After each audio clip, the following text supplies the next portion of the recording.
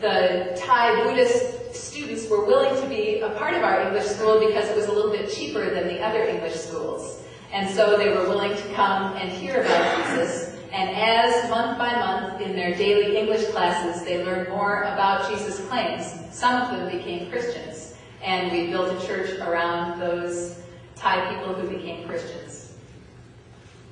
Not all of them became Christians. Some of them, the seed had to go into their heart and grow, and then later they would become Christians, and others of them were not among Jesus' sheep, and we still pray that they will come to know Jesus. It's very hard for them to make that decision to become Christians because of the strength of Buddhism, and that's why they need your prayers. Japan is another place where Buddhism has a strong hold, where maybe your missionary family. And I'm very excited to hear that you will be serving them. And they really need your prayers too. Not only for the people in Japan, that their hearts would be opened, but for them as a family, that they will stay strong as a family, and for things like for their children, that they will have good cultural adjustments. And so it's not just your money that we need for missions. It's also your prayers and reaching out to that family in communication, or even sending a little care package or something like that. So there's many ways that you can be involved in mission, even from right here in Alexandria.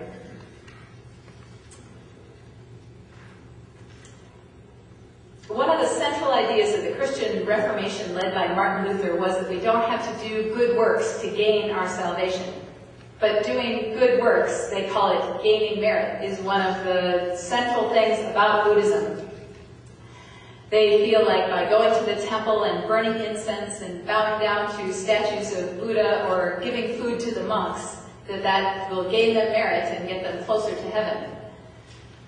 So then the missionaries come to teach them that getting closer to heaven is not something that we do, it's something that God has already done. That Jesus died to provide us that way for us to go to heaven. When He draws our hearts, we listen to His voice and become His sheep. It says in our gospel passage, "My sheep hear my voice, and I know them, and they follow me." Jesus has sheep among the Thai people and among the Japanese people still waiting to hear His voice. But how will the Thai people hear Jesus' voice unless someone tells it to them?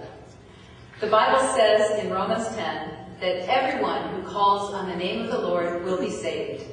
It then goes on to say, how then will they call on Him in whom they have not believed?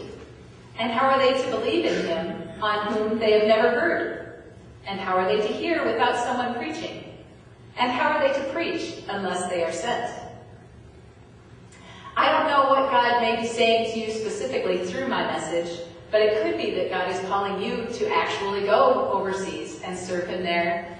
Maybe through the same English school I was at, even going for just a month. We had people, even retired people, who would come for just a month to teach English.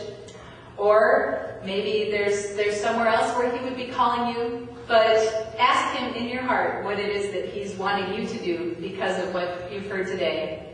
Or it could be you'll be supporting the Benkis in their ministry to Japan. Or it could be that you'll be in your own mission right here in Alexandria. There are people that you know who don't know Jesus, and that is like your own little mission field right here in Alexandria. Reach out to those people who don't know Jesus, and love each other so that the world can see Jesus through you. Don't be afraid to tell people the reason for the hope that you have in life is Jesus. Often people ask me then what the next step is for me, and I know that I definitely love being in international mission and will continue to make short-term trips overseas, but I don't know for how long or when exactly my next trip will be happening.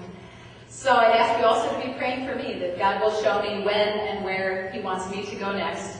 But during this time while I'm in the States, then I will most likely be living in the Twin Cities area and reaching out to the international people who are there.